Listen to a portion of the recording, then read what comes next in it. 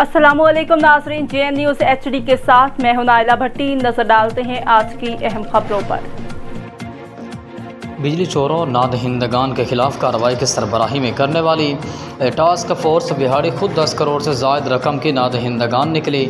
मेब को हुकाम ने लिस्ट जारी कर दी।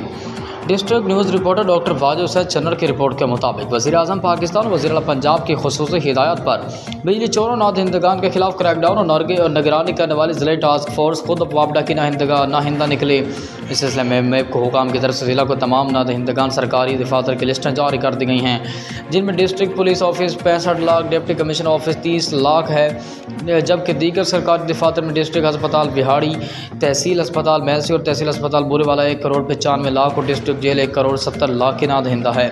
मेब को हुकाम के जारी करदा लिस्ट के मुताबिक ज़िला के सरकारी दफातर 10 करोड़ से ज़्यादा रकम के नाहिंदा हैं, जबकि ज़िले टास्क फोर्स का छोटे सार्फिन के खिलाफ भरपूर क्रैकडाउन भी जारी है और सार्फिन का मामूली वाजिबात की बिना पर कनेक्शन काट दिया जाता है।